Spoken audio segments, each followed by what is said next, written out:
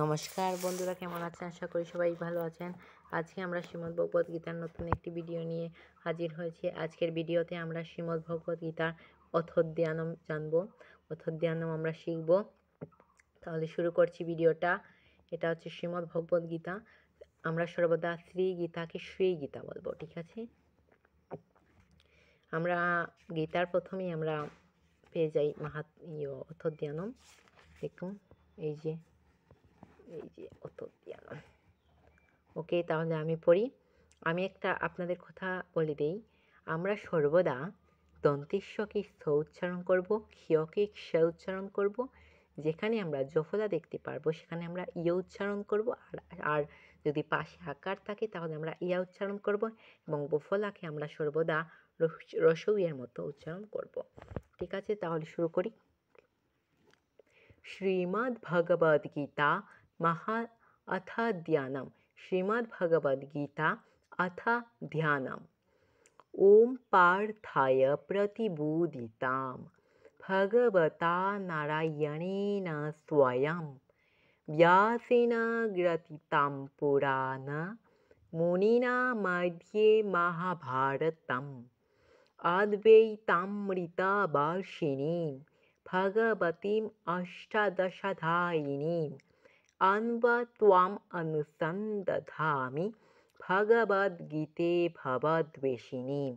नमस्तु ते व्यासविशालबुद्धे फुल्लारविन्दायतपत्रनेत्र येन त्वया भारततैलपूर्णप्रज्वालितज्ञानमयप्रदीपः प्रपन्नपारिजाताय पुत्रवेत्रैकपाणये ज्ञानमुद्राय कृष्णाय गीतामृतदुहे नमः।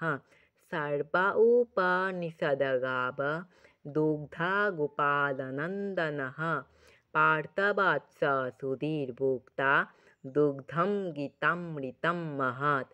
वसुदेवसुतं देवं कंसचाणूरमर्दनं देवकी परमानन्दं कृष्णं वन्दे जगद्गुरुं।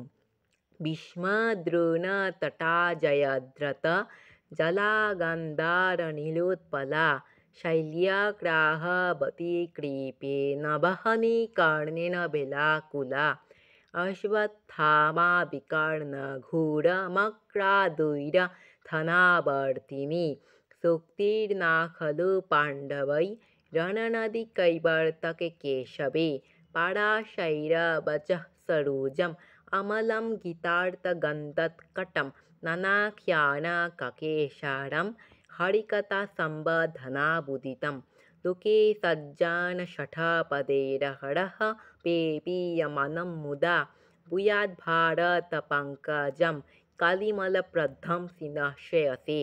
मुखं करोति वाचालं पङ्गुं लङ्घयते गिरिं यत्कृपातमहं वन्दे परमानन्दमाधवम्।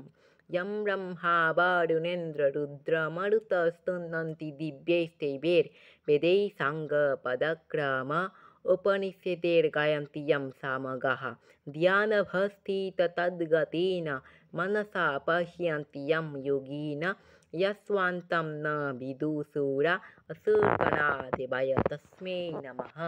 আশা করি আপনারা আমার পাঠটা বুঝতে পেরেছেন। আমি কীভাবে শ্রীমদ্ভগবদ্গীতা পাঠ করেছি আপনারা আশা করি বুঝতে পেরেছেন। এখানে আমরা দেখুন, এই যে প্রতিবোদিতাম আমি অনুষ্কারের জায়গায় ম উচ্চারণ করেছি। সোয়ায়াম দন্তেশ্বর নিচে ব রয়েছে, তাই আমরা বফলা বলি এটাকে, তাই আমি রস্যইয়ের মতো উচ্চারণ করেছি, যেমন সোয়ায়াম। তারপর ব্যাসেন, এখানে ইয় রয়েছে, দেখতেই পাচ্ছেন ইয়ার পরে ইয়র পরে আকার রয়েছে, তাই আমরা ইয়া উচ্চারণ করেছি, যেমন ব্যাসেন। কে আশা করি আপনারা বুঝতে পেরেছেন। ব্যাসেনা গ্রথিতাম, এখানে অনুষ্কারের জায়গায় আমি ম উচ্চারণ করেছি। আশা করি আপনারা বুঝতে পেরেছেন।